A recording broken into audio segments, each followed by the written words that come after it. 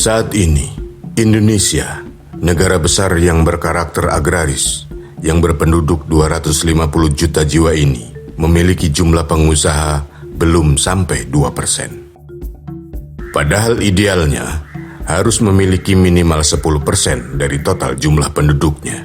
Artinya, kita masih kekurangan pengusaha sebanyak 20 juta lagi. Jika kita menginginkan bangsa ini cepat maju, maka harus secepatnya mencetak petani muda dan pengusaha sebanyak mungkin. Dan berkebun buah naga lah salah satu alternatif peluang bisnisnya.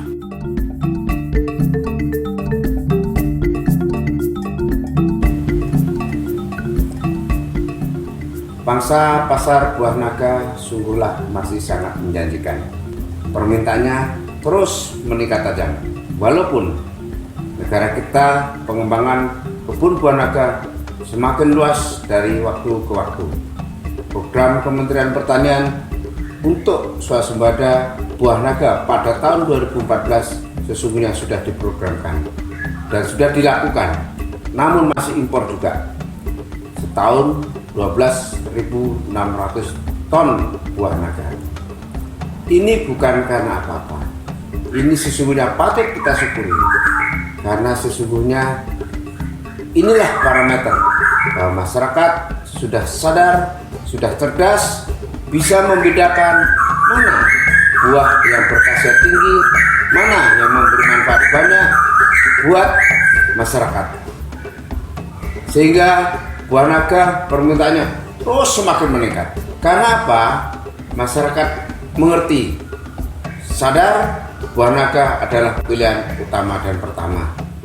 Untuk itu, sekali lagi saya menegaskan, pangsa pasar buah naga masihlah sangat menjanjikan. Buah naga, buah dari jenis kaktus yang berasal dari daerah Meksiko, Amerika Utara, juga berasal dari Amerika Tengah dan Amerika Selatan. Tapi justru lebih dikenal di Asia, terutama di Cina, yang pada zaman dulu hanya dikonsumsi oleh para raja karena kaya khasiatnya untuk kesehatan.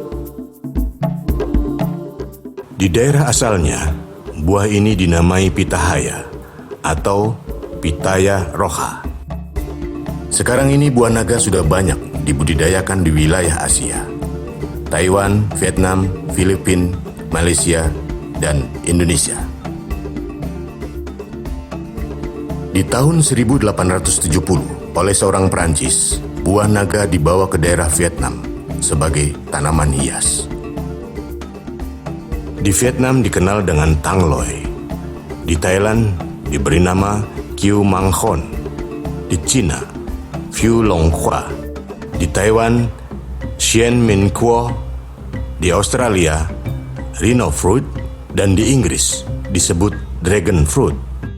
Oleh rakyat Tionghoa, oleh suku Aztec, menjadikan buah naga liar dari hutan sebagai menu hidangan yang umum. Oleh rakyat Tionghoa kuno dan Vietnam, buah naga dikenal sebagai buah pembawa berkah. Mereka memiliki tradisi meletakkan buah naga di antara patung naga di meja altar.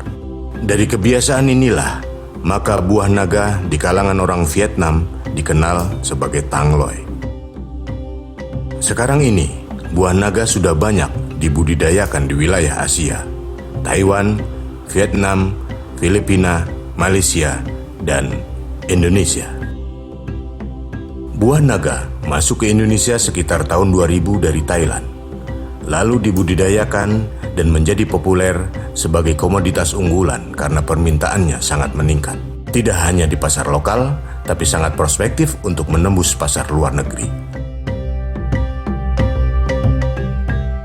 Beberapa tahun lalu, buah naga terbatas ditemukan hanya di toko swalayan atau supermarket besar, dan hanya untuk dikonsumsi oleh kalangan menengah ke atas. Tapi kini, buah naga sudah banyak tersedia di pedagang-pedagang kecil dan di pasar-pasar tradisional. Ini artinya, buah naga dengan berbagai ragam dan jenisnya sudah banyak dikonsumsi oleh kalangan masyarakat menengah ke bawah. Saat ini, masyarakat Indonesia masih mengkonsumsi buah rata-rata 35,5 kg per kapita per tahun. Sedangkan standar ideal menurut FAO, Badan Pangan di bawah naungan PBB, adalah 75 kg per kapita per tahun. Satu hal lagi, real perspektif pangsa pasar buah naga di masa mendatang. Orang Jepang per orang mengkonsumsi beras hanya 30 kg per tahun. Itu pun negaranya maju. Orang Indonesia ini 144 kg beras per orang per tahun. Beras sangat baik, tapi jika cukup, beras juga akan tidak baik jika berlebihan, karena bisa menjadi sumber penyakit kegemukan maupun diabetes mellitus.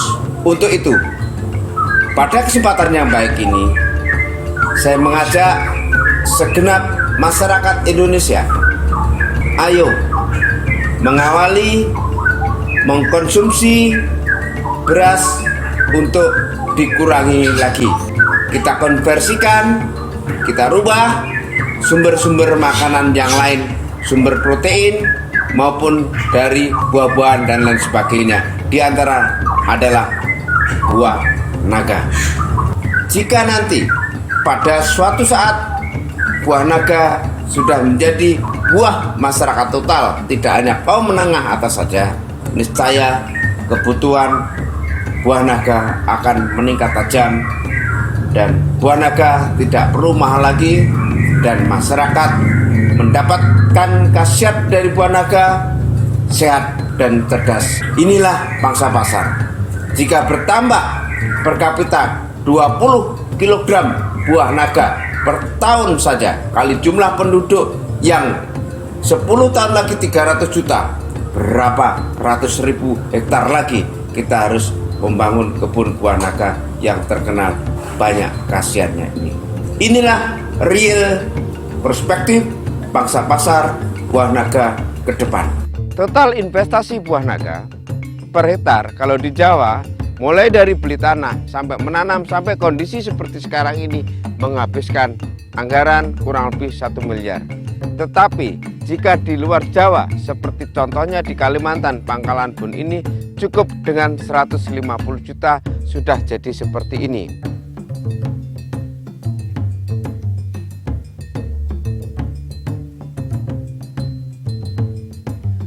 Jika kebun buah naga sudah seperti ini, umur 2,5 tahun, maka per hektar menghasilkan 25 ton per tahun.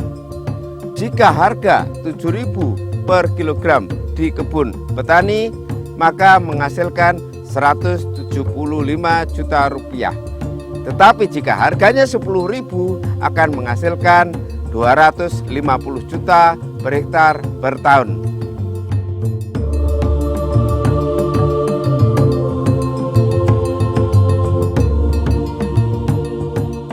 Jalur pemasaran buah naga sangat sederhana. Dari petani produsen, buah naga dijual ke toko buah segar, atau ke pasar swalayan, atau langsung dipasarkan ke konsumen. Morfologi tanaman buah naga terdiri dari akar, batang, duri, bunga, dan buah.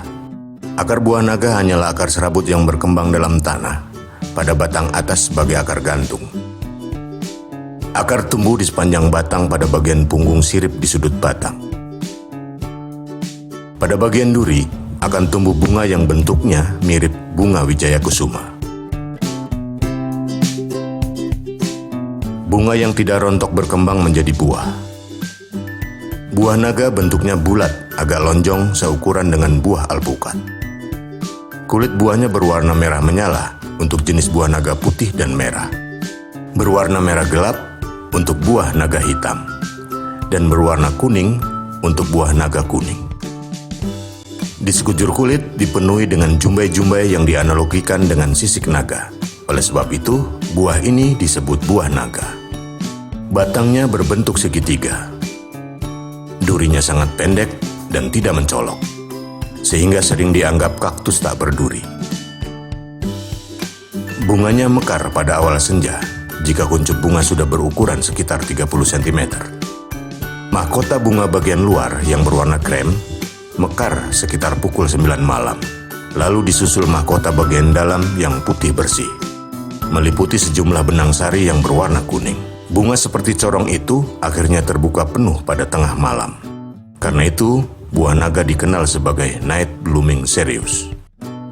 Saat mekar penuh, buah naga menyebar bau yang harum.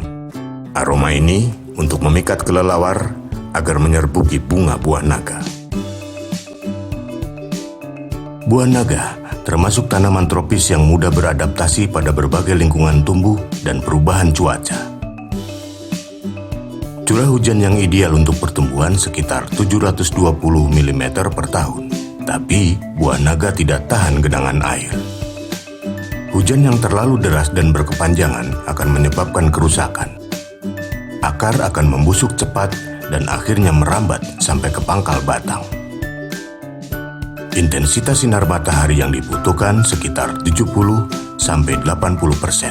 Maka sebaiknya buah naga ditanam di lahan yang terbuka, sehingga sirkulasi udaranya baik. Buah naga akan lebih baik jika ditanam di dataran rendah antara 0-350 meter di atas permukaan laut, dengan suhu udara antara 26-36 derajat Celcius. Agar tanaman tumbuh baik dan dapat memberi hasil maksimal, maka media tumbuhnya harus subur, gembur, dan mengandung bahan organik tinggi dengan kandungan kalsium yang harus tinggi. Tidak boleh mengandung garam, bersifat porous, dan menyediakan hara. Mengkonsumsi buah naga harus dibelah hingga daging buahnya terlihat ketika akan dikonsumsi. Tekstur buahnya sering disamakan dengan buah kiwi karena bijinya yang hitam dan renyah. Daging buahnya terasa agak manis ketika dimakan dan memiliki kandungan kalori yang rendah.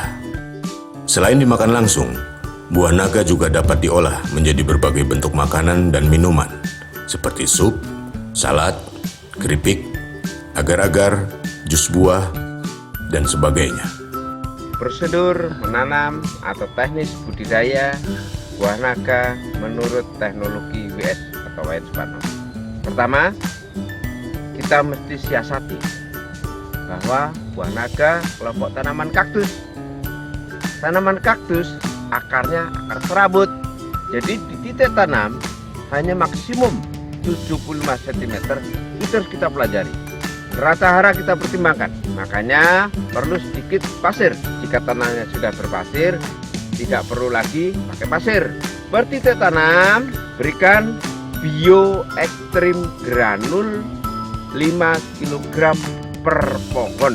Itu nanti akan cepat tumbuh. Ketika sudah melampaui tiangnya, tonggaknya 30 cm, potong. Supaya apa? Keluarlah tunas dan sulur yang sebanyak mungkin. Dampaknya bunganya akan lebat. Tentu buahnya akan lebat. Setelah buahnya lebat, panenan kita beretar bisa minimal 25 ton per tahun.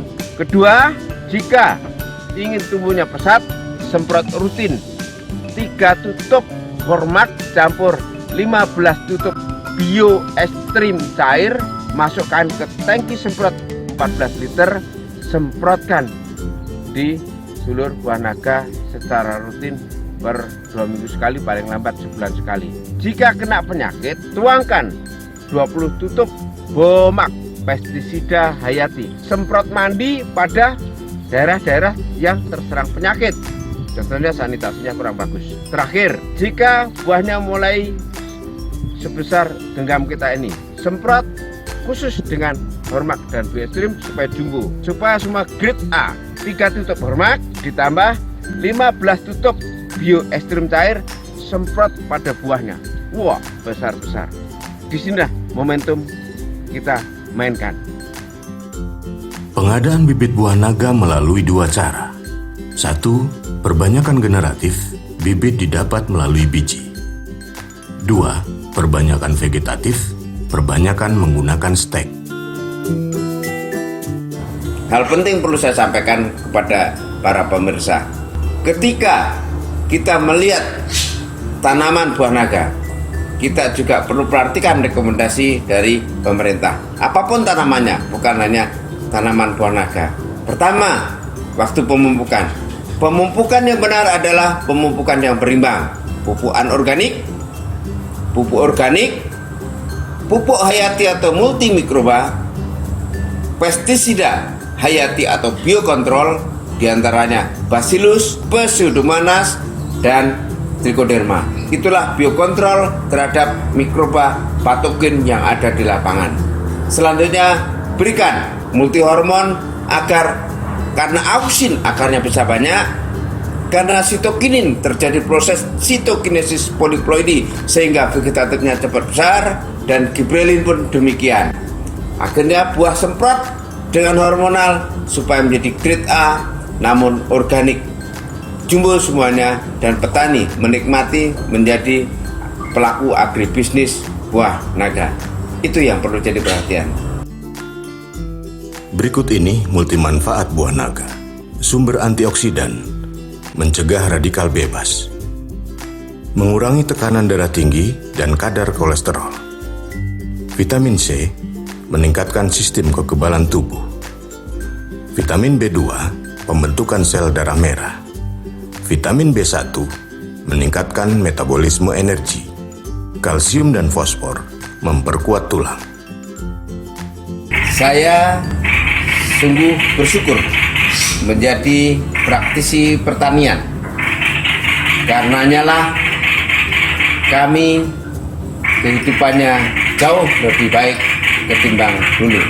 Untuk itu saya menghimbau segenap anak muda, khususnya sarjana pertanian. Mari kita rame-rame menjadi petani dan pengusaha di bidang pertanian. Pemerintah Republik Indonesia melalui Kementerian Pertanian menargetkan pada tahun 2014 sudah bisa membudidayakan buah naga dalam skala besar, sehingga buah naga bisa dipanen tidak harus dalam musimnya, bisa kapan saja. Nikmat sekali jadi petani buah naga itu. Saya di sekitar rumah juga menanam buah naga. Setidaknya untuk kepentingan rumah tangga saya tidak harus membeli. Tetangga ikut menikmati buah naga. Enak sekali menanam buah naga di sekitar rumah. Dan penting untuk kita ketahui, kita menekan biaya untuk beli buah-buahan. Ayo kita gerakan menanam buah-buahan di sekitar rumah kita. Kalau buah naga jelas, clear, enak. Mari kita menjadi petani yang cerdas. Nama saya Mulyono Mahmur. Saya seorang aktivis dan pejuang di dalam penyuluhan pertanian di Indonesia. Inti dari penyuluhan pertanian adalah merupakan pendidikan formal bagi petani dan keluarganya dengan bertujuan mencerdaskan kehidupan para petani nelayan sehingga mereka mampu menolong dirinya sendiri dan dapat mewujudkan petani yang tangguh menjadi entrepreneur yang sejati. Itulah inti dari hakikat daripada membangun masyarakat petani Indonesia sebagai pelaku utama dan pelaku usaha di bidang penyuluhan pertanian. Bagaimana anak muda bisa mencintai daripada pertanian. Oleh karena itu, beberapa programnya menyiapkan lahan-lahan anak muda petani untuk berkiprah di lahan-lahan baru yang disiapkan oleh institusinya daripada Pak Wayang ini. Nah, yang kedua adalah juga menyiapkan sarana-sarana produksi yang mudah dibuat, terjangkau, murah harganya, yang dapat diimplementasikan di dalam pertanaman sehingga pertanaman dapat tumbuh produktivitas tinggi. Kemudian juga Pak Wayan sangat konsen bagaimana sarjana-sarjana pertanian sungguh-sungguh mengusahakan pertanian pada skala yang lebih besar, 1.000 hektar, 2.000 hektar, 500 hektar, dan berbagai macam jenis pertanaman.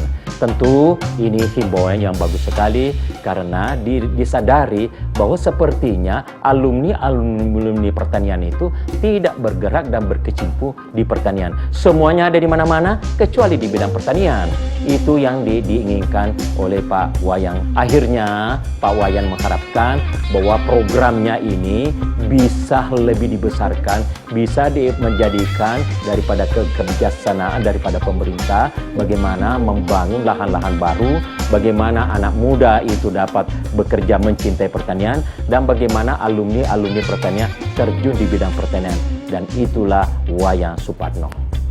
Pada kesempatan yang baik ini, saya atas nama segenap petani hortikultura, khususnya petani buah naga, memohon dengan segala hormat kepada pemerintah, kiranya di sentra-sentra produsen buah naga dibangun cold storage atau lemari pendingin penyimpanan pasca panen. Ini sangatlah penting buat kami untuk mencegah proses pembusukan ketika panen raya. Kedua, kiranya pemerintah senantiasa memperhatikan saudara-saudara kami sesama petani yang, mohon maaf, hari ini nasibnya kurang beruntung karena memiliki lahan hanya di bawah setengah hektar dan jumlahnya ada 14 juta kepala keluarga. Mereka membutuhkan perhatian. Mereka juga ingin berbuat untuk bangsa dan negaranya, tapi dibatasi oleh kepemilikan lahan pertaniannya. Untuk itu, saya Wayan Supatno selaku pengusaha pertanian menawarkan diri untuk bermitra untuk mencetak perkebunan buah-buahan, khususnya buah naga.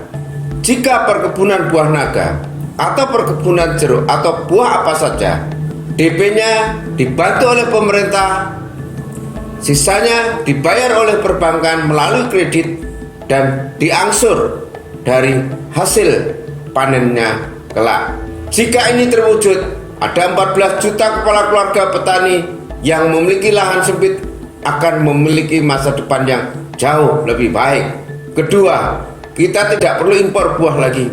Ketiga, generasi hari ini dan ke depan, masyarakat kita akan sehat dan cerdas karena cukup asupan gizi dan vitamin karena buah-buah produksi kita.